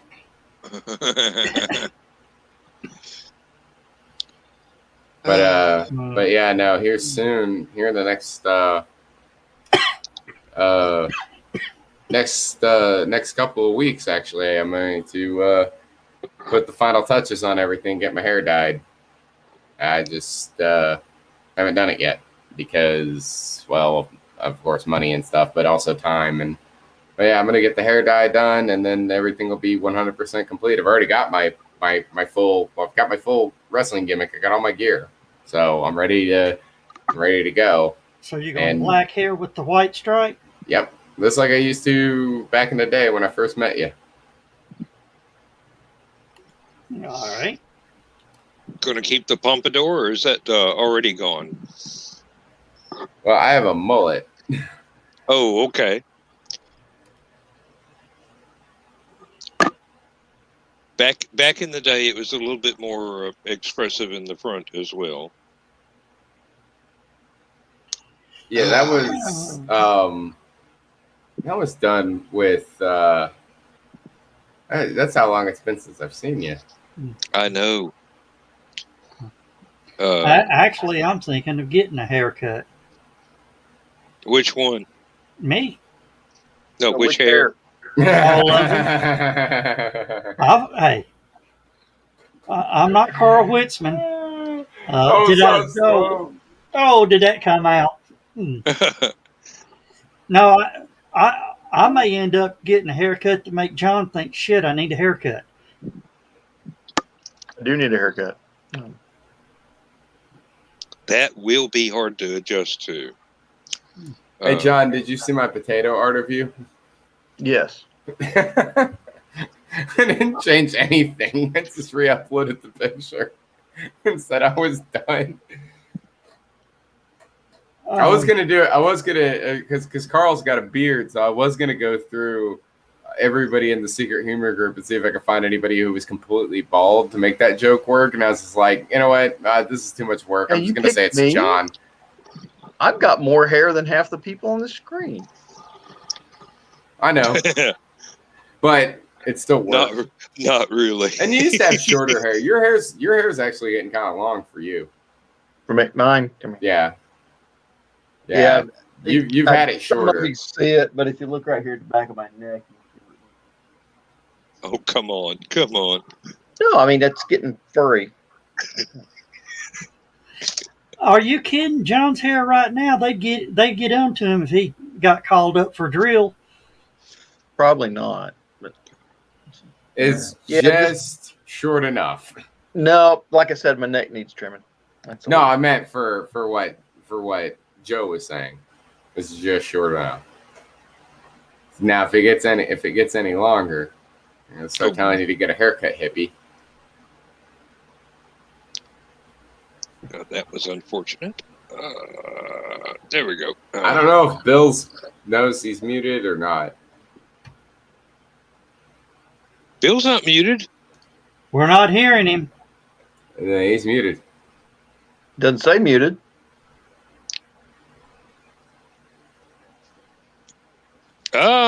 Someone with Josh a working is back. air conditioner, we hope. That would be negative. Oh, Crap. can you hear me? Yeah. We can hear you now.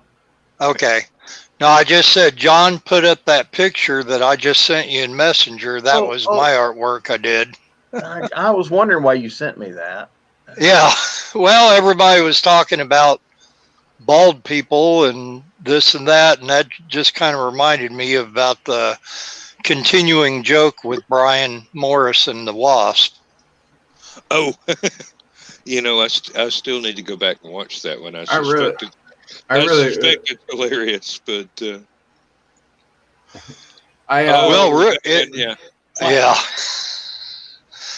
And that's Brian Rodman, who I kind of made over. Yeah, I can see that. Not by much.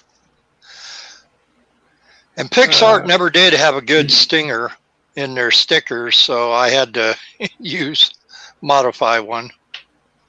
So they had the Wednesday edition of Nevermind the Furthermore. I said that the random factoid was brought to you by Raid. But I only used Raid because I couldn't remember what the tagline for Hot Shot was. Which is what I would. Tagline is much better. I would because that was the one that I would actually prefer to use. I think Raid kind of sucks. Hot Shot's better. Hot Shot sprays up to 25 feet. I'll tell you that the best stuff I've ever used, and it's hard to find, right? Because I can find the brand because it's all like dollar stores and stuff like that. But I've had a hard time finding because I think people just love it. It's Bengal brand. Oh yeah. Foaming wasp and hornet spray. You want to talk about it?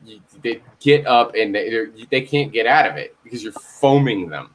It sprays out like it's spray foam. It's crazy, and yeah, I like that stuff a lot. I thought about doing that with one wasp nest in the house, outside the house, and use the spray insulation foam. The only thing I can find for Hot Shots is kills on contact. And I'm not even sure that's a tagline. I think that's just a. I would like to answer Ace Bonnie's question here. Ah, shit. Oh. Well, you're terrorizing the poor cat. You're terrorizing the poor cat. There's a joke. Where'd the cat go? There's a joke there somewhere. So to answer Ace Bonnie's question. Not the green room. Not the green room.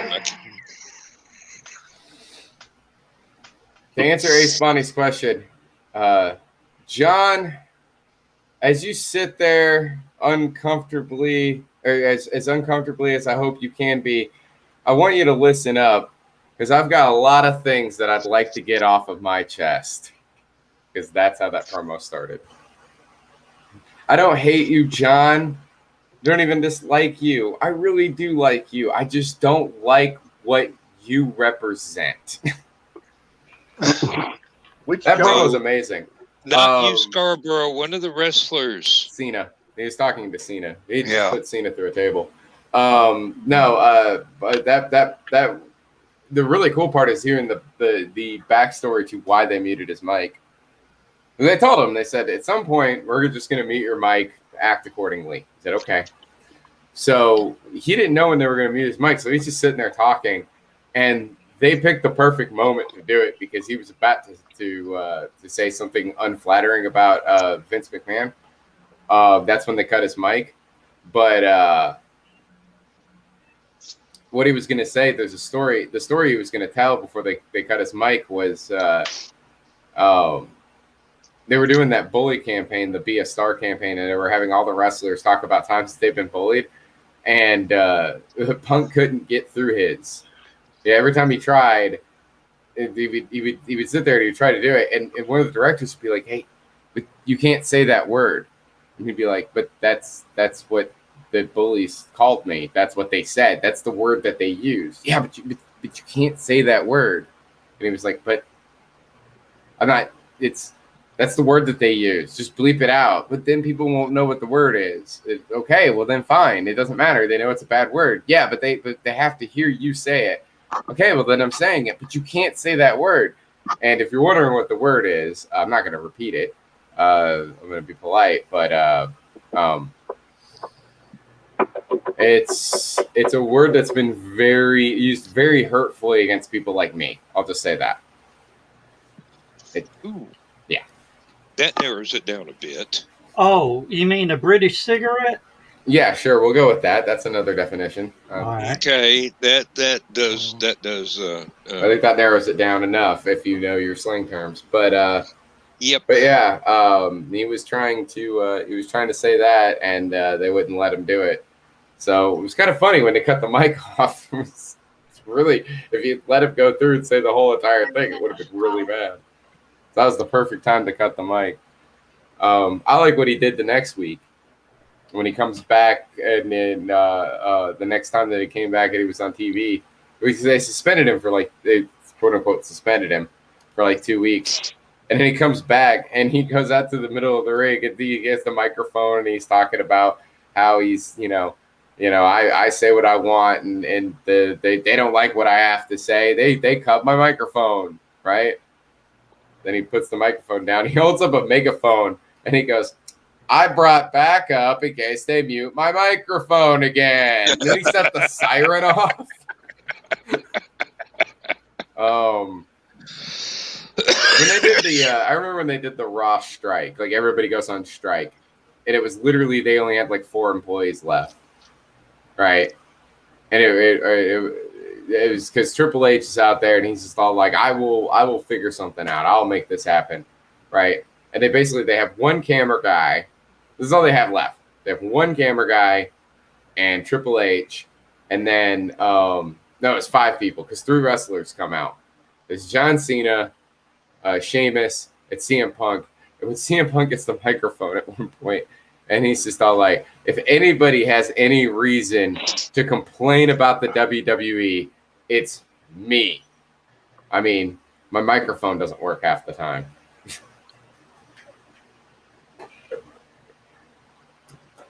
And then, what was great about that moment, too, was that they said that they were going to have a match because it's Monday Night Raw. They're going to have a match because why not? So what if there's no staff and there's only one camera guy, right? They're going to have a match. And so Triple H says, well, I'm the closest person to wearing stripes out here, so I'll referee. And we're going to have John Cena and Sheamus will have a match here on Raw. And Punk's like, what do you want me to do? He goes, Punk, little buddy, come here. You see that table over there that's got headsets and microphones on it? The whole table of pipe bombs over there for you to use. And you want, you know what you could do? You could go over there and say whatever you want. Punk goes, you want me to do commentary? He goes, I want you to do commentary. Punk goes, can I wear your blazer? You can even wear my blazer. I'm in. Hey, Ted. It was one of the funniest. Oh God, that was one of the funniest moments of WWE history. That was great. No, man. AEW had a good show last night. I didn't watch it. I don't know what happened. Wrestling's not been good since the early 2000s. Yeah, I used to the watch 2000 ROH every once in a while several years ago because it didn't look as badly scripted as the rest of them, but they've gotten to that point too. I will say, Joe, in 2000, pretty much.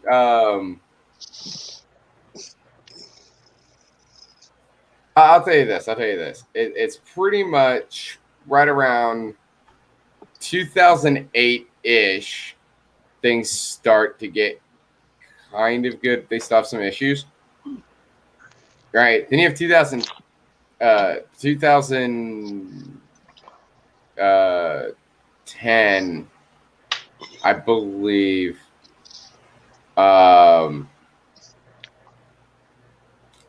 I think it was around 2010. Oh, wow, that's interesting.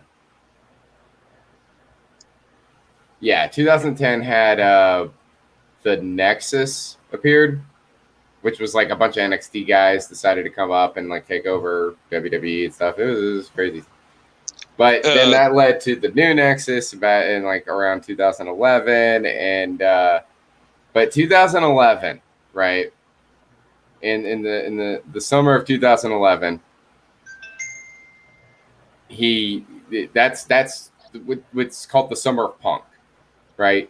Punk comes out before the Money in the Bank show in July, and he says he's going to have a main event match against John Cena, and if he wins, that will be his last night in the company. He's going to take the belt and he's going to run, right? And on July 17th, they go out there. They go out there. They have the match. Punk wins, right? And it's shocking because, whoa, wait a minute. Isn't his contract expiring tonight? So, yeah, he runs off with the belt, and he's gone. And he doesn't show up for a while. And it's like a few weeks later, right? John Cena wins a tournament to be the new champion, and he's got the belt. And all of a sudden, Cult of Personality starts playing. Nobody knows at the time period. This is the first time Punk ever used the song, right? Cult of Personality starts playing. Punk comes out. The crowd explodes because they're like, "Oh my God, he's back!" Right? He's only gone for like a few weeks, which was to me crazy. They should have had it go for like a month, but whatever. He shows back up and he starts challenging John Cena again. And then he holds the title for a really long time. And then from there until around I would say probably 2013 was when things started to kind of go downhill for WWE. They had a few issues, but there was some other cool stuff that happened in between then and now. Punk leaves in 2014. When Punk left in 2014, that led to Daniel Bryan being able to go on his awesome run before he had to retire for a while. And then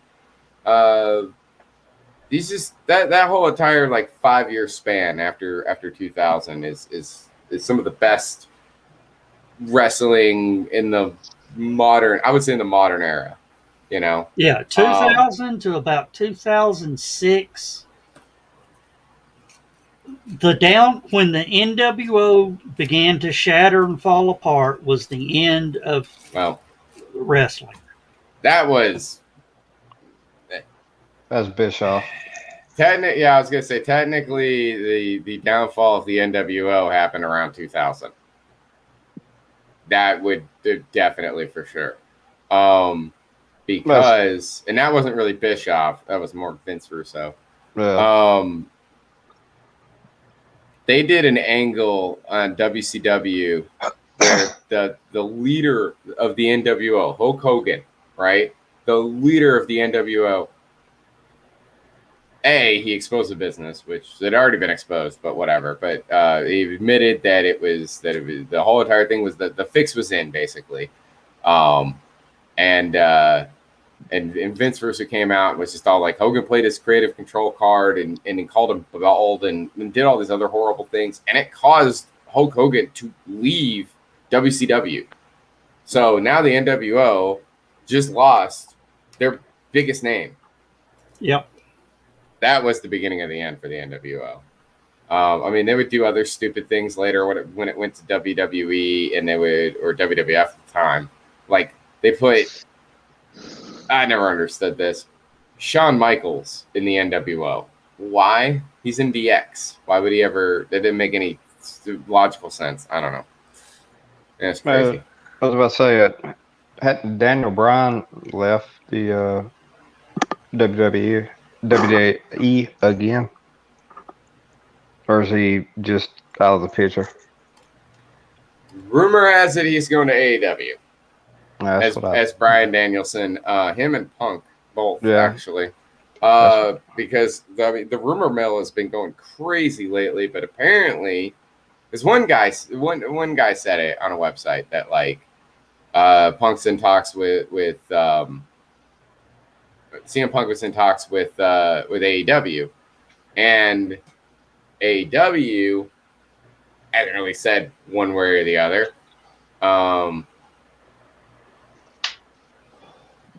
But a bunch of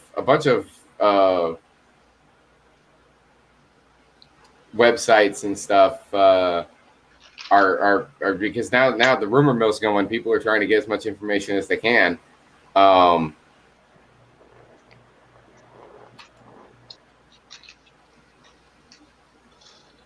It's basically they've been saying some weird stuff.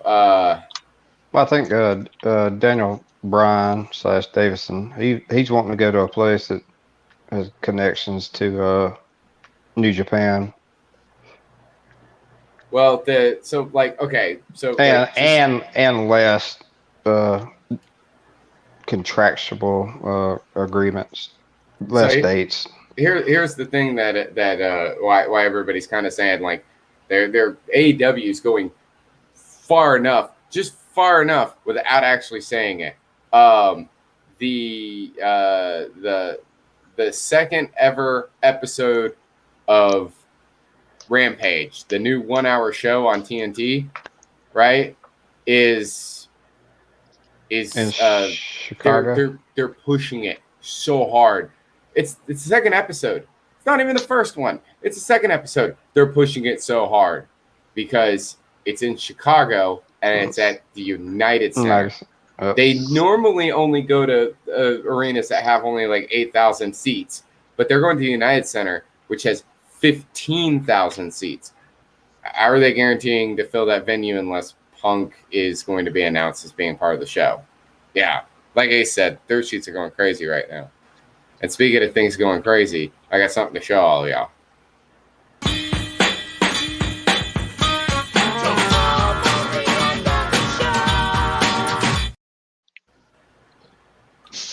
It is. Yep. And I'm going to have to cut out after this because of we got doctor's appointments in the morning. I hate getting old sucks. Oh man, Remind me not to do that. Yeah, but the alternative sucks more. I don't know. I mean, I didn't have all these health issues before I went in for a tick bite. Better to remember what they said in the Who song, I hope I die before I get old. Too late. Yeah, because you're getting older every day, so you know. Well, I went in for a tick bite and ended up with high blood pressure, possible diabetes, some other stuff. I'd sue the tick. Yeah. I said, I just came in for a tick bite. Grief.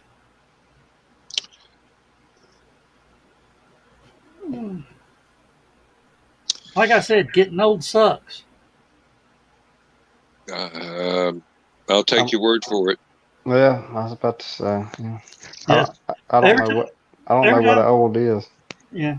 Every time I go to the doctor, they always find something else wrong with me. That's a good sign not to go to a damn doctor. I know, but shit, they won't quit calling. Look, it's like interviews. Just because they call, don't mean you got to show up. Mm. Now, I've got to say, Joe, that cat has the weirdest accent. Oh, you hearing that? Yeah, He's been hanging around the dog too much. Yeah. I think he's becoming bilingual. Can I ask a question? What?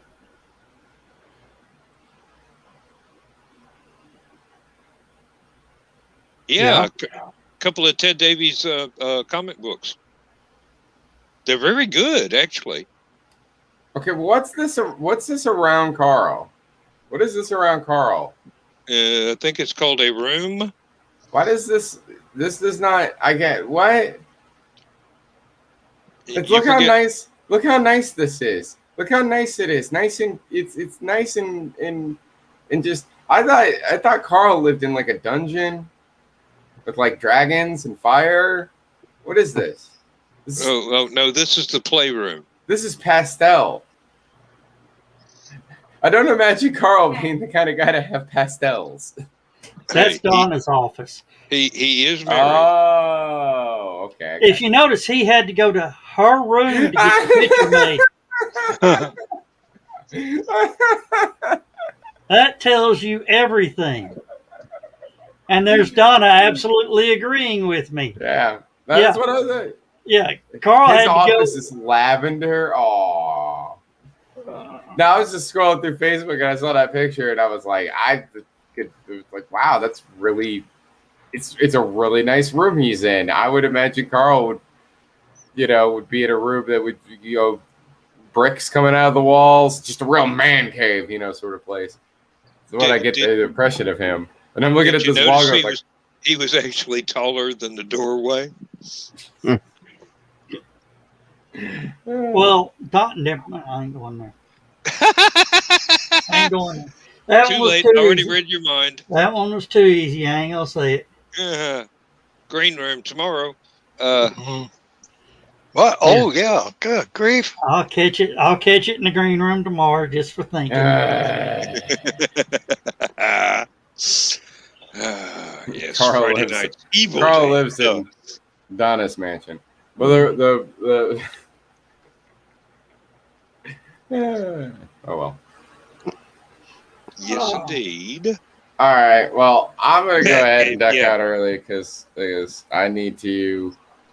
I need to get to bed. I'm gonna be up in a couple of hours. Well, not in a couple of hours, but close enough. Because I gotta drive to Atlanta again in the morning. Hot Atlanta. And it will be. Yes, it will. It's supposed to be 100 here tomorrow. I'm hearing hot Oakwood. It wound up. It was 107 inside the factory today. It felt like 112 here today. And in the attic, it felt like 145. Well, it might have been. Well, anyhow, that's because you don't use Dan's product that he works in the attic. That's why it was so hot up there. Oh, did I? That was a good segue, though. I can tell you though. I think both me and Joe have to go. So I think a better segue would be if we took flight into the sky and say good night, everybody. See you in a few. All right. Good night, everybody. Good night.